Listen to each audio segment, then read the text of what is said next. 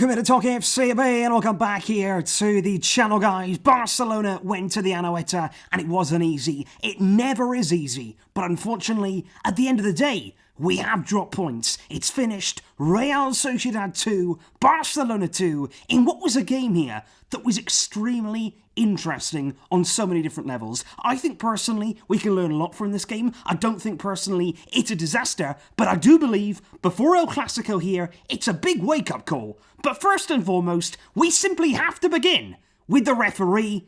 What absolute nonsense. Because look, guys, I'm starting here with the referee because I don't actually here want to use it as an excuse. The referee today was, I think, the reason that we didn't take all 3 points, but at the same time, it could have been a very different game anyway because of the way that Real Sociedad cut through our team, and that needs to be addressed, and we're going to be talking about that later on in the video. But on the referee, let's start first and foremost with the two key decisions in this game. Both of them, for me, were absolutely dreadful. Not only from the referee, but the fact that actually, on either of them, he didn't seem to consult VAR. And that's the thing, because you have VAR, you have it in play here, and it's there to use. And if you don't use it, what is the point in having it? You've got to be consistent. You look at it there, 12 minutes into the game, and it's a game here that's extremely physical. Sociedad were pressing, they were really energetic in their play, and it was a really hard-fought game. You've got a corner kick, and there's two players in the box, Sergio Busquets and Llorente. They're tussling. You see this in every single match. Doesn't matter what league you watch, doesn't matter what level it is, you see this kind of contact all of the time. Tugging at the shirts, pulling on the arms, and actually, it was 6 of one, half a dozen of the other. Busquets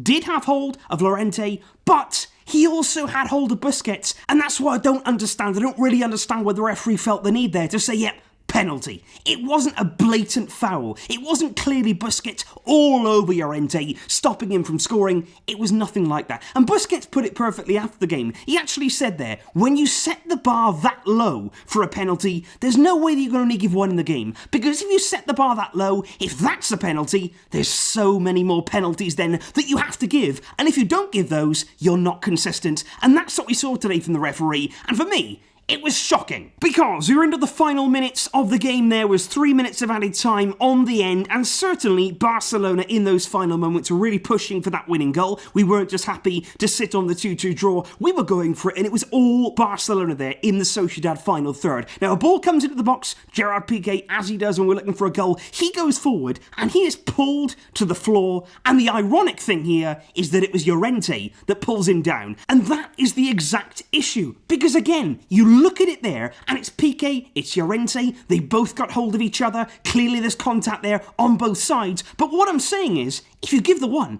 you've got to give the other. You've got to be consistent there, because on a normal day, I would actually say, don't give either, just let the football go on. But if you've given the one, we should have got a penalty there in the final moments if the referee was competent, but no. And again, didn't even look to VAR, didn't check it, didn't do anything, and that for me there, potentially, has taken away a Barcelona winning goal. But, like I say, at the same time, I don't want to use the referee here as an excuse and say the only reason today why we didn't win is because the referee didn't give a penalty. Yes, in some cases, that's absolutely right, but we've also got to accept here today that Barcelona, in the middle of the field, and also defensively, didn't play well. And there's a very distinct reason for that, I feel. Again, it's away from home, you look at the kind of atmosphere, you look at the type of the game, we were pressed very high by Sociedad today, and we highlighted before the game, they have some brilliant attacking players. Now, the goal, of course, the first one came from Oyarzabal from the penalty spot, as we've spoken about there, the penalty that was given that maybe shouldn't have been, but the second goal was just diabolical. Second goal from Sociedad was dreadful defending, but not only that,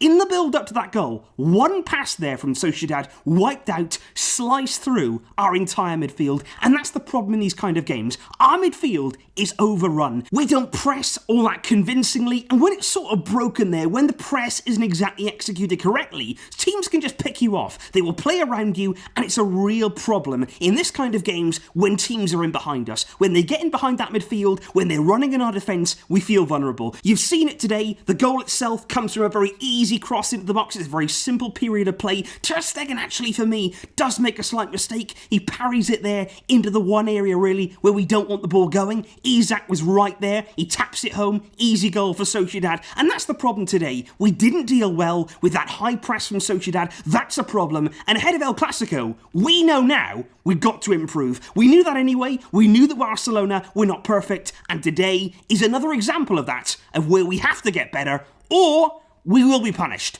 No doubt about that. And just looking there a bit further into the team that Valverde did pick to start today's game, obviously very predictable. We thought exactly the same in the match preview. Ter Stegen in goal, Jordi Alba did return at left back, but it's interesting there to keep an eye on that, because in the second half, Jordi Alba was actually substituted there for Nelson Semedo, who made his return. But I'm just wondering there, was that tactical? Was it there a different kind of approach on the left-hand side? Or is there another problem for Jordi Alba? Longley and Gerard Piqué here at centre-back. Piqué made some vital blocks throughout the game, and of course was involved in that late penalty appeal. Sergio Roberto at right back, Busquets, De Jong and Rakitic in midfield, who, like I say, had problems. No doubt about that. Busquets there, as the game went on, was substituted for Carlos Alenia. I was surprised to see him come on, and Ivan Rakitic there, who also today I felt really struggled in a lot of areas in that midfield. He was dispossessed a few times, and it didn't exactly work out for him today. He was replaced there by Arturo Vidal, with De Jong dropping in, Alenia going forward, and Vidal in there to try and give us something different. But ultimately, it didn't work out in the end, with Griezmann, Suarez and Messi leading the line. But there was one area of our game today that I was really impressed with once again, and this does give me confidence in this kind of game, going away to Sociedad. It's never easy, like I say, and we come away here and we were a genuine threat there in the final third, time and time again, and it's all about that trio. Griezmann, Suarez, Messi. It's still finding momentum. It really is. It's starting to ignite. We're seeing the combination play a lot more often, particularly in the first half. We saw lots of moments there where the three of them combined, passes there into Griezmann, coming into more central areas and actually enjoying their little combination play with Suarez and Messi and getting in behind. And that's really important, because I do feel for certain games, in certain types of situations, we could actually be carried by this front three. We've seen under Luis Enrique, whereby our midfield wasn't great. I don't really want that to be the way we go. I'd like us to be a lot more structured in midfield, but even today, we didn't play well in the middle of the pitch, but we could have got bailed out there by that front three. It was brilliant for the first goal, little combination play there, Suarez carrying the ball into the Sociedad half, Griezmann makes a brilliant run, again, just off the left-hand side, but coming there, inverting, making an inverted run, in behind he carries the ball, has so long to think about it, just like his goal against Mallorca, and it's the same finish. That wonderful Griezmann finish, where he's so calm, so composed, flicks it over the goalkeeper, and you know the best thing there? That celebration. Griezmann himself was pretty muted, of course. He played for Sociedad. He wanted, of course, to have that respect for them, but it was the trio. Messi's so much more involved now. Suarez is so happy there to be around Griezmann and to be celebrating with him. They look now like a genuine trio who want to play with each other, who want to link up with each other, and even if our midfield didn't do well today, even if defensively we certainly are suspect, having a trio like that in your team, it makes you dangerous. And if they can catch fire, if they can combine, if they can score goals, as we know they can, all together, it's still exciting for Barcelona, and it's really good for us. The second goal for Barcelona came there with a little play from Busquets in midfield, a little loop ball over the top, Sociedad there with quite a high line, Messi's in behind, and it's typical Messi play in many ways. He gets into the area there, he's so unselfish, squares it to Suarez, who has an easy finish there to, at the time, just after half-time, put us in the lead. But like I say, Barca there were not able to hang on to what would have been a vital win, and that means now that going into tomorrow, Real Madrid head to Mestalla to face Valencia. That's a massive game. Let's see now how Real get on against Valencia. Will they do us a favour tomorrow at Mestalla? We're going to have to wait and see, but the chances are Real could get the win, and ahead of El Clasico then, going into that game, it would mean we were in second place, chasing points, chasing there to be back top of the league.